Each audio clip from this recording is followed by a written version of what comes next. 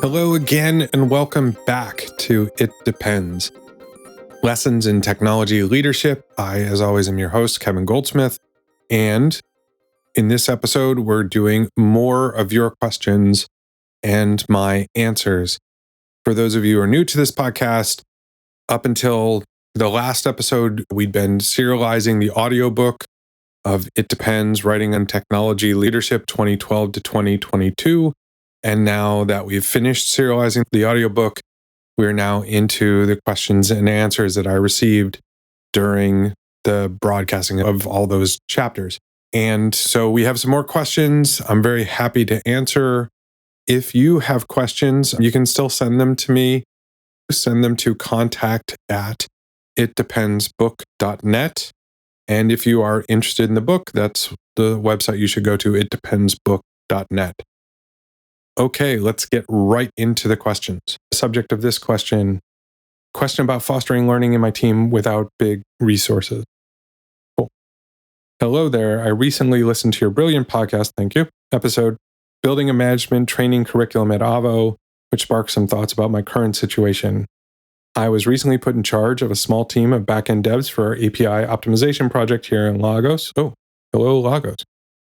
And congratulations.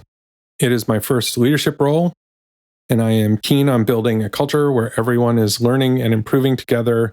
The challenge is we don't always have access to the training programs I see recommended on tech blogs from Silicon Valley. Yeah, seriously. Our resources here are quite limited compared to what I hear discussed in tech circles. What are some practical ways I can encourage continuous learning within my team that don't require significant financial resources from the company? I'm still finding my way as a team lead and want to make sure I'm setting us up for success. Thanks for your time, Jamal. Oh, thank you for listening from Nigeria. So Jamal and everyone, yeah, the good news for you is never been a better time to be in your situation. Absolutely not. Because there are a ton of free resources now. There are obviously lots of great conferences. It's going to be a pretty big financial lift to fly your team to them. I hope that there are some more local conferences that you or your team could attend that maybe isn't quite as expensive, but assuming you're in a more bootstrap phase or you just don't have a big learning budget, the good news is that there's so much free resources. So things like if you're looking for kind of engineering training, so many engineering conferences have put their talks up for free on YouTube or other places or on their conference websites. So you can get the benefit of at least getting some of those ideas in. More blogs than ever before. You listen to my podcast, more free podcasts than ever before, more newsletters than ever before. There's just so much available now to the engineers on your team and to you if you're trying to develop that costs zero. Obviously, if you're willing to spend not a lot of money, but a little bit of money, now you can access online courses that are now available. And some of those are not quite expensive. There's a lot of free courses where folks from your team can take classes from MIT or Stanford or whatever that are free courseware available. That's incredibly helpful. If your team is using AWS or other vendors, oftentimes those vendors will provide your team at very reduced cost training. There's AWS learning materials. They post a bunch up for free. You can take paid courses. If you're already spending money on AWS, they're very happy to get you a deal on those or even give you some of those for free for your team, because obviously the better you get at using AWS, the more you will probably spend with AWS. So they have a vested interest, and I'm sure that's the same with other vendors you may use as well. If there aren't things like meetups or those kind of in-person events, so everything I talked about till now is virtual. If there aren't in-person things like a conference that your team can just go to nearby or in Lagos, think about, you're there. I'm sure you know other tech people. If there isn't a meetup for specific technologies or for developers, Think of sponsoring one. If your company has an office, you can sponsor it there. But think about setting up a meetup. It could even be at a cafe or a library or something where developers from lots of different companies can come and share skills and talk about either technology, or if you want to do one for managers, you could do that as well. Lead Dev, they help support meetups in local cities. I think other leadership groups do the same, and they might give you some support and also make people aware around you. That would be helpful if you're trying to get something off the ground. So I think there's a lot you can use just in the world that's free or extremely low cost through online courseware, blogs, conference talks. You, as the lead of your team, can be actively curating these for your team. Or you can ask everybody on the team once a week, find a good blog post. Everybody, let's on Fridays or on Mondays, let's all share a blog post or a podcast or a conference talk or a vendor talk or whatever with each other and build up a reading list for everybody. That's very easy to do. If you can find local conferences that are cheap, you don't have to fly to London. You don't have to fly to other countries or to South Africa or whatever. You can maybe find stuff really close to you that's available, and you wouldn't have to spend a lot on travel. And you can host your own if there isn't something in Lagos. So all those things can help. And congratulations on your new position and best of luck. Next question. This question comes from Emma R. Subject is question about SRE leadership self-improvement methods. Okay. Emma says, hey there. I just finished reading your newsletter article about the personal strategy offsite, and it hit me at the perfect time. Excellent. I've been maintaining our infrastructure systems at her company. I'm not going to say it. I've been maintaining our infrastructure systems here in Portland for almost 2 years now. Hello, Portland, neighbors from down south. In Portland for almost 2 years now, and I've noticed my unofficial leadership role expanding as our platform scales. Great. Your framework got me thinking about how I could apply something similar to my own situation. That's what it was for. I'm curious about implementing a structured approach for personal retrospectives, something similar to our post-incident reviews, but focused on my leadership decisions and impact. Do you have any practical frameworks I apply weekly or bi-weekly that would help me systematically identify areas for improvement, particularly in how I balance technical guidance with team coordination? I've been cobbling together my own leadership retrospective process, but it's pretty janky. I basically have a Google Doc where I dump thoughts while drinking too much cold brew on Friday afternoons. Not exactly what you'd call structured. What's your current setup like? Maybe we could swap notes. I am very happy to share you my current structure. So obviously the whole point of this personal offsite was to talk about the process I do twice yearly, but obviously you got to maintain it in between. So I have the twice yearly, I have a quarterly, I have a monthly, and I have a weekly process. Folks I know do a daily. I frankly would love to. I already feel like I'm doing a lot, so I don't feel quite the need, but I do try and at least either the night before or in the morning, if I have time, look at my day and put some thoughts together and plan out my day, at least in my own head a little bit. But that isn't as structured as what you're asking for, Emma, or as I try to be with these other things. To be fair, a big part of that is, as a fellow West Coaster working with folks in Europe a lot or further east than that, I have to get up pretty early. And when I do that I don't want to get up extra early to do a daily process. Then I probably could do it at the end of the day, but that's when the dog starts whining and my family's saying, when are you done? It's hard to do that regularly. Okay. That's just excuses, though, of course. But the other process I feel pretty good about. And again, I'm not 100% consistent on those, but there's an intent. So the idea is if you put too much, so in that 6-month process I describe in the newsletter issue is a very formal process and it takes a day. It's a full day process. And as I mentioned in there, it's developed over time, but it is extremely structured.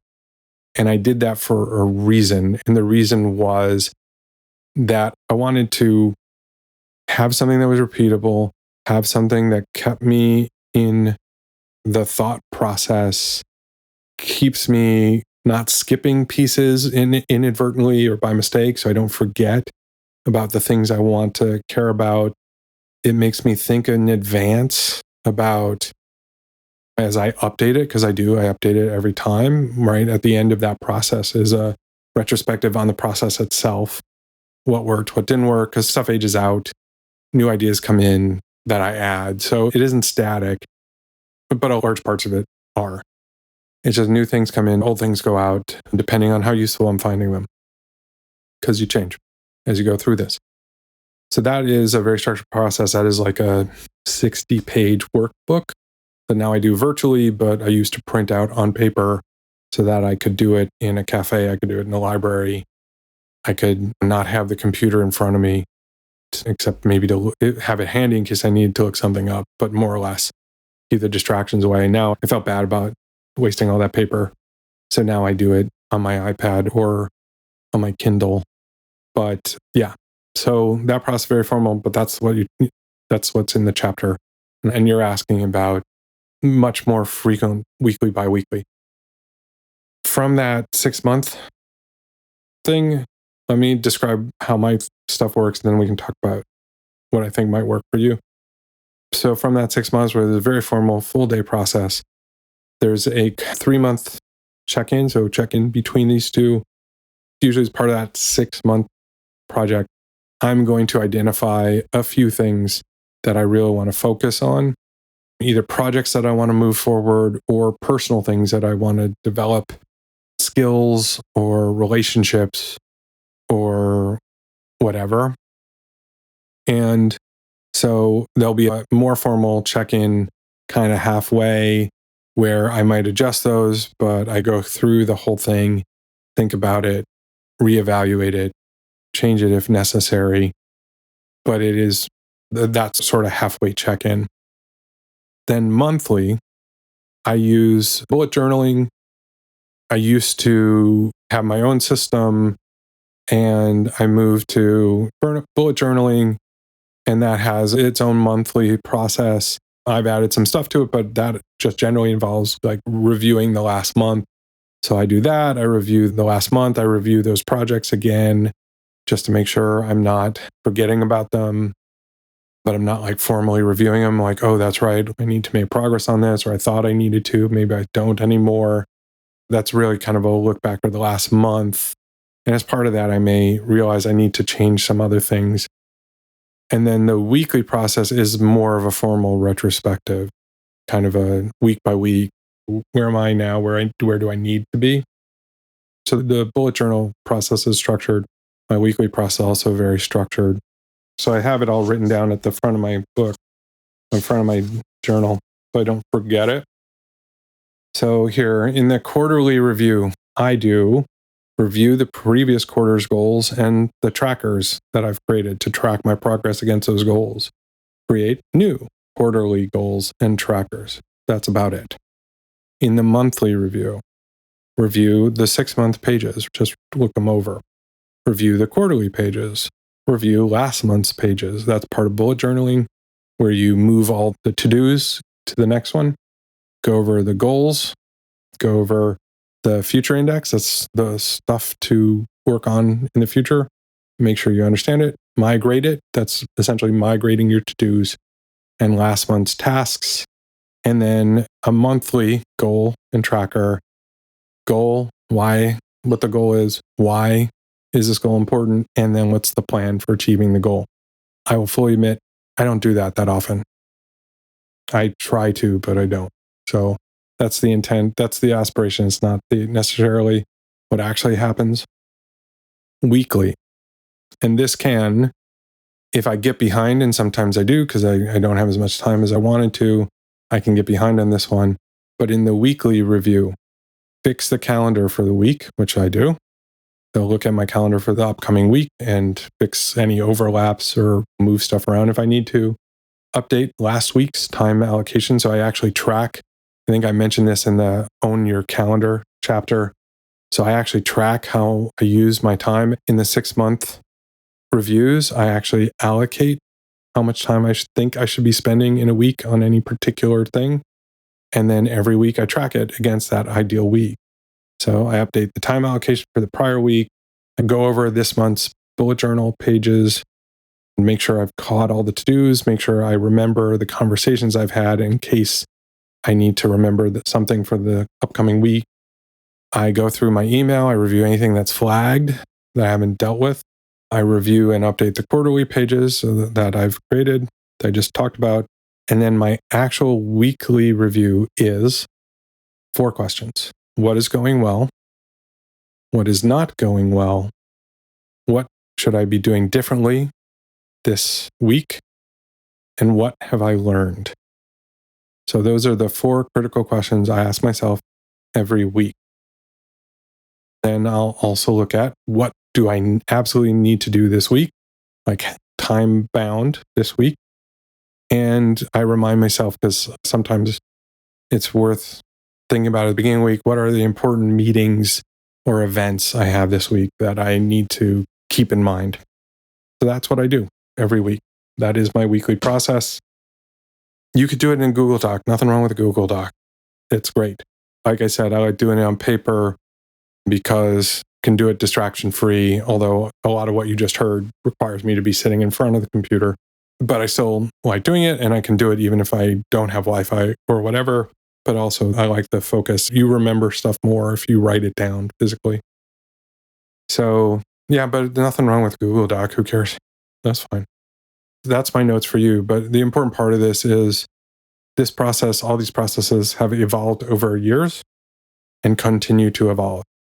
I used to think about something every day that brought me joy and log that. And I thought that was a nice thing to remind you of the nice things, because you have bad days sometimes. And I realized, yeah, that's nice, but it wasn't really changing much for me.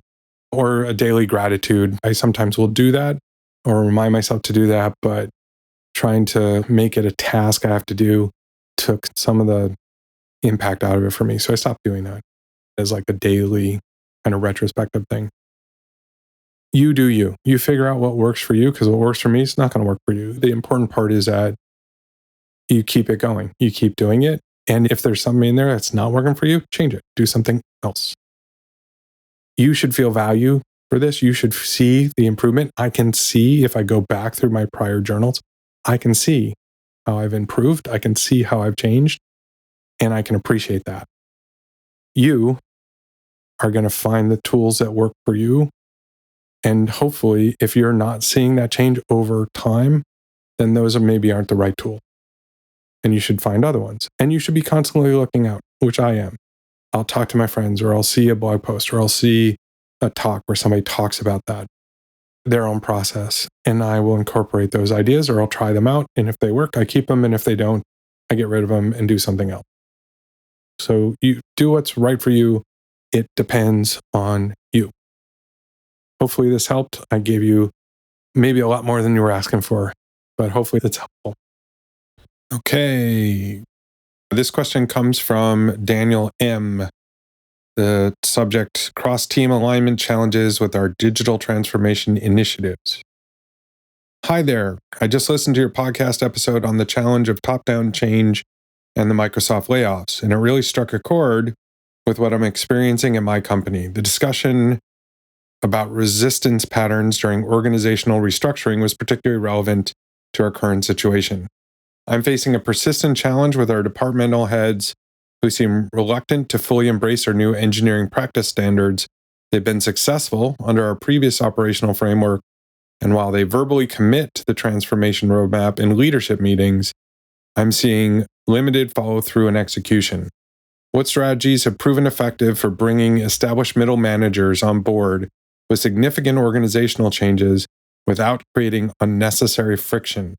I need to accelerate adoption across our 4 engineering divisions before our Q4 infrastructure consolidation project kicks off. Okay, Daniel, I have an answer. I'm not sure you're going to like it. if you're referencing that specific chapter or that podcast, what you would have heard from me was sometimes when you're trying to create organizational change, you can get that buy-in and you can convince the folks that this is what they need to do and that they will benefit from having done it. And there's a lot of different ways to do that. There's a lot of organizational change literature. I think I referenced some of it in the episode that you can utilize, finding your champion skeptics and focusing on winning them over and getting them to be supporters. You can directly work with each of these folks to try and win them over. And I'm assuming from your discussion, maybe you've tried some of those things. You could keep trying them, but I think there will be a point where, just as I talked about in that podcast, if folks have been successful at your company for a long time doing things a certain way, and now you're there and you're trying to tell them they need to do things in a different way, they're maybe not necessarily going to understand that. They may not want to embrace it. And at a certain point, you may need to decide if the transformation is necessary to get to that next stage for your company or the next stage of performance, the next stage of efficiency, and you're just not getting the buy-in from those folks. The next question I might have is, are you getting the buy-in from those teams? Are these folks, these middle managers, are they actively blocking the change you're trying to make from their teams, but their teams are actually bought in? That's an important thing to understand. You want to actually do the detective work to find out, is this your entire organization or is this really the middle managers not wanting to do things differently than they've always done them? If it is the case that it really is centered on these middle managers either not believing in the change, or if they don't understand it, that's work you can do to get them on side. If they don't believe in it and you can't get them convinced, you may need to replace them. And that is what I referenced in that chapter of the book and in that podcast, was that you had an established culture at Microsoft. That culture had been that way for 20 plus years, 25, 30 years. And everyone who'd been successful in that culture worked a different way than the company was going. And so what happened was layoffs, was firing folk, because that was the only way to move the things forward. So that may be what you need to do. And it may be that you don't have to get rid of all of them, but maybe you may find that maybe the most senior person or one of them has an outsized influence and is convincing all the others not to make the change. Maybe they're scared of the change. Again, you actually need to do a little bit more work to really understand what the root causes are here, what's going on.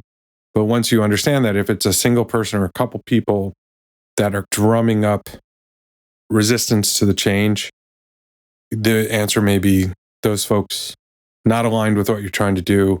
The best thing, even understanding your deliverables, the best thing may be that to just say, these folks are not on the right team because this team is doing something different. Unfortunately, that is the decision sometimes we have to make. Sometimes we can't convince people. We do our best to try, but sometimes people don't want to be convinced, or they're not really interested in changing. And while we want to bring them along, we always want to bring everybody along. We never want to leave anybody behind. There's only so much work you can do there. There's so much time you can waste. At a certain point, they're dragging back the rest of the organization. And it sounds tough, but it is sometimes a decision you have to make to just say, this is clearly not working out for you in the direction we're going, and we need to go a different direction. Do your best for them, help them find a new role, but don't just keep chasing them, hoping you'll change their mind. Next question from David K. Balancing urgent fixes versus long-term system architecture. Hi. Hello. I recently read your chapter on management and systems thinking and thought that I might ask you this question. I'm currently caught between implementing quick patches to meet our imminent release deadline and my architectural vision for a more secure data handling system that would better comply with healthcare regulations. I guess you work in healthcare. Okay. Our CTO wants immediate results, but I'm concerned these short-term fixes will create more technical debt in our patient records module. How can I effectively prioritize urgent solutions while still advocating for the more robust system redesign that I believe would better serve our platform in the long run? Thank you, David. Okay, David. Well, your CTO may be right. Sorry. And I'm not just saying that as a fellow CTO. Make sure you understand why. The CTO wants immediate results. There might be a specific reason why, and why they are willing to make that kind of trade-off, the short-term versus long-term. Also, make sure your CTO understands your perspective. You have to put some detail there. You have to put some context around what you are advocating for. And the answer may still be, I hear you, I understand you, we still need to do this now. Sometimes that is a decision that seems like a bad choice, and it is, but there's other business factors that are driving that decision that you either don't know about, can't know about, or whatever. Who knows? Give your CTO the opportunity to explain to you why it's critical. Make sure they understand why you think you need to put in these kind of long-term tech debt fixes, because both of you need to understand each other's perspective. But if the CTO still says, you know what, I got you, I understand you. Unfortunately, right now we need to do this. And hopefully they'll tell you, this is why we need to do this. And this is why this is more important. When they tell you that, listen to them. And again, you might be setting up for long-term issues, but if you have short-term requirements, a customer demand or something, and that's the priority, and that's the trade-off that needs to be made, sometimes it's going to go a way you're not happy about, but that's the way it has to go. Wow, these last two questions, I'm sounding really tough. But honestly, that is the leadership job sometimes. We have to do stuff that we are not happy about or would prefer not to do, but don't really have a choice on. Because in the end, we're responsible, we're accountable, and we have to make sure the work gets done. Next question. I'm getting through these ones pretty fast. From Mina K.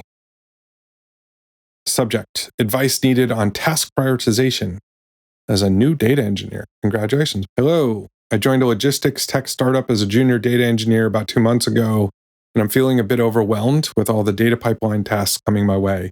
I'm the first data person they've hired, and I'm trying to figure out how to prioritize between urgent requests from different teams while also setting up proper foundations for our analytics infrastructure. How do you recommend I balance immediate needs versus long-term data architecture work, especially when I'm still learning so much myself? I want to make sure I'm contributing to our company goals while also developing the right skills for my career. Thanks for your guidance, Mina. Wow, Mina. That's a tough spot to be in. I can understand sometimes why companies might want to hire a junior person for the first person in a function, but you're not setting that person up for success.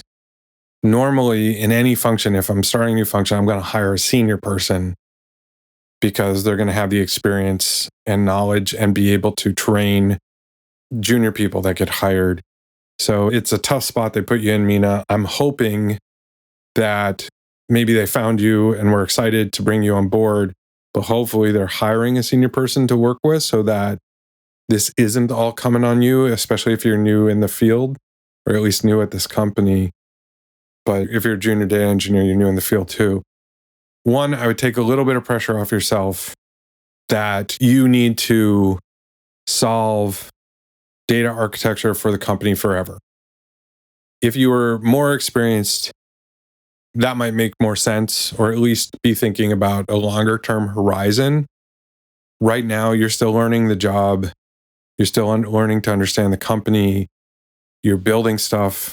You're trying to build something that they've never had. So take some stress off yourself. I like your moxie. I like your ambition.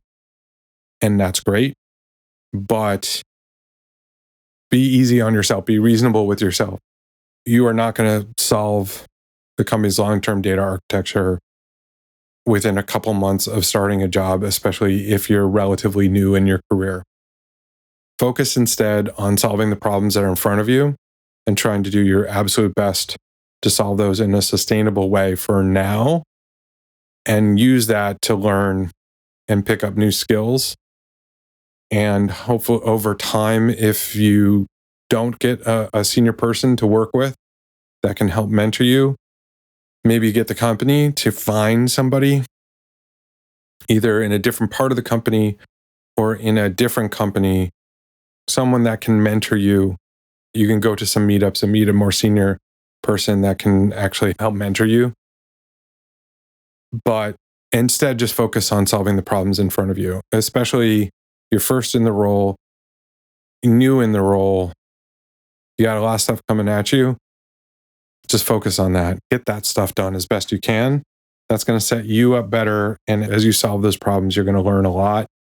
And I would focus on that. And I appreciate that you're also trying to look ahead and develop the right skills for your career. But right now, the best skill you can develop is solving problems and solving them as best you can and learning to iterate. And 6 months from now, problem you solve today, you're going to realize, oh, I could have done this better. Fix it then, right? And take those learnings. Sorry, I use learnings as a noun. Take those lessons and continue to evaluate, continue to improve that way. When you're early in your career, really your focus really should just be about how do I be a competent professional and not where am I going? How many skills am I learning? Your job right now is to be good at this job and then focus on expanding your skills to be good for the next job. But right now, the best thing you can do for your career is be very competent in what you're doing today. Final question for this episode. This one is from Sophia A. Another Sophia. Spelled different. Subject: navigating internal politics and getting our team's ideas recognized. Hey there, I've been leading our cloud migration product team for almost 2 years now, and I'm constantly bumping into roadblocks from competing departments. Our engineering counterparts seem to prioritize their own roadmap items over our initiatives, despite our customer feedback indicating strong market demand. Do you have any tactical approaches I could use to better navigate the political landscape here without coming across as territorial? I've tried the standard stakeholder management playbook, but in a company this size, I need something more effective to ensure our team's innovations actually make it to production. From your question, you mentioned that you're leading the cloud migration product team. So I'm assuming you're a product manager or a product director or something like that. You talk about your engineering counterparts, and they have prioritize their own roadmap items. That to me is the root of the issue. It sounds from your question, product team has priorities, engineering team has priorities, and you're saying that engineering is prioritizing their own items over the product items. That to me is indicative of your team's not working together, your team's not having co-ownership over the product, and that is the root of the issues you're having, in my mind. Engineering shouldn't have its own roadmap. I say this, I have a roadmap for the technology department, but where it touches the teams, teams that have product managers in them, there's one roadmap for the team. It has some engineering items on it. It has product items on it that is negotiated within the team between the lead or the engineering manager and the product manager. But the team has one set of priorities. I'm a little bit maybe old school here around the role of product and the role of engineering in a team, which is they co-own things. They own them together. But the product manager in a team or the product owner owns the prioritization of the backlog. So there's one set of work to be done. The product manager is responsible for it. They own the what. The engineering team owns the how. In a poorly functioning team, product stuff dominates, and the engineering team has nothing in that backlog. And that's when you find engineers doing shadow projects or sneaking work to do tech debt, or you just get a lot of tension between engineering and product because engineering doesn't feel like they're being heard because what they're advocating for isn't showing up in the backlog. And that's broken.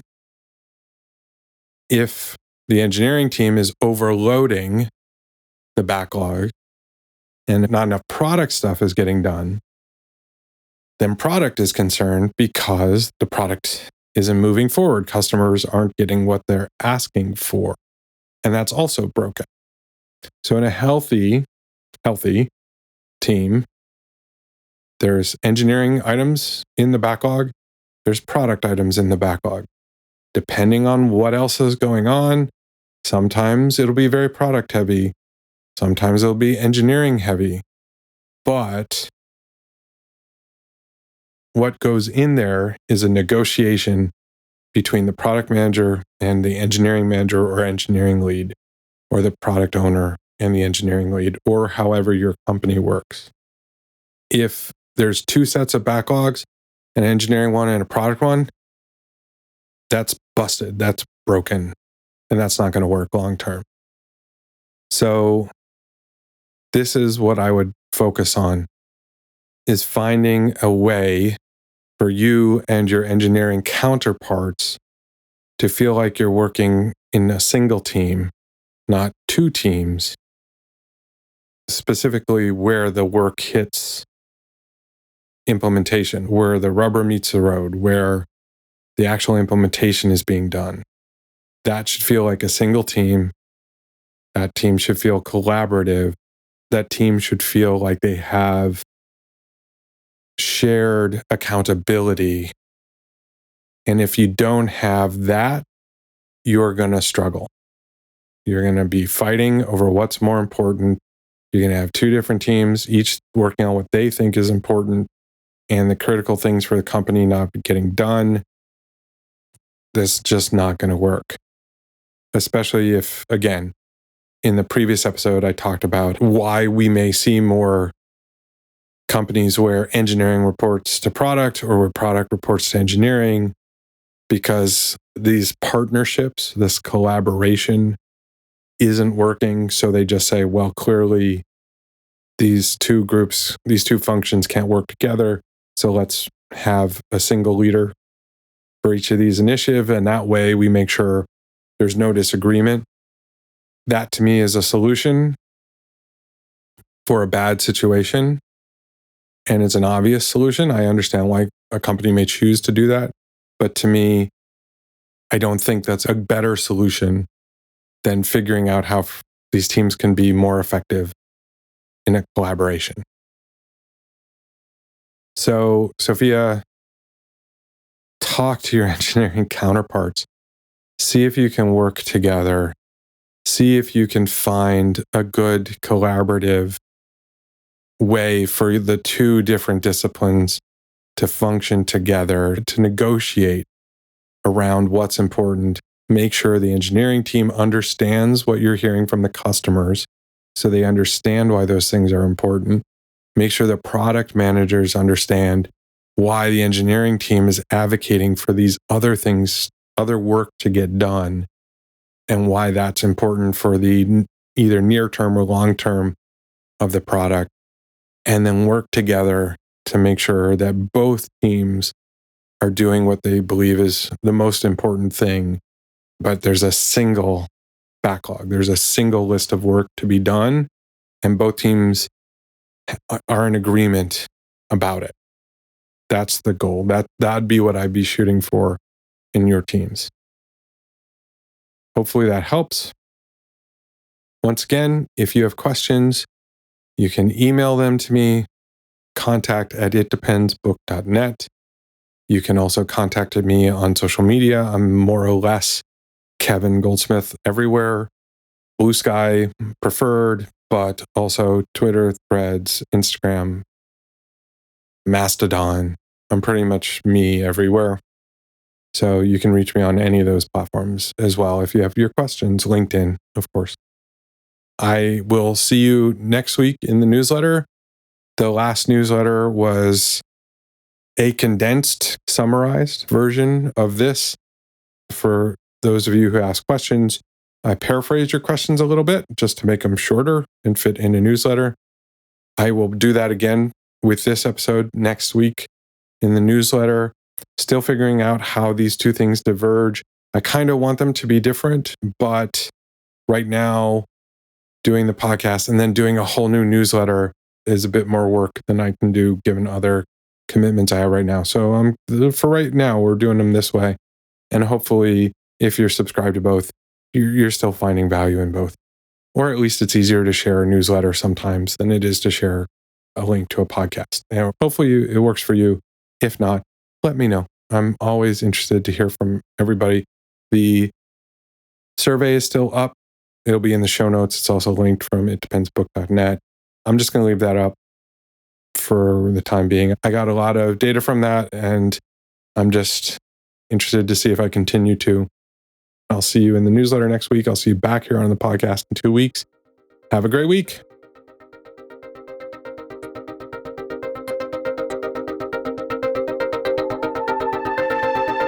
Thanks so much for listening. Please, again, subscribe, rate, share episodes of this podcast on your favorite podcast app.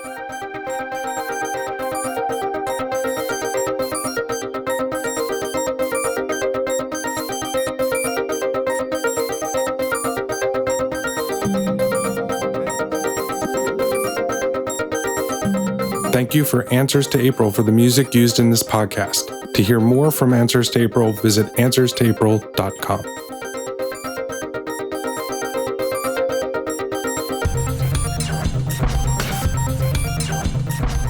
This podcast is a production of Unit Circle Media.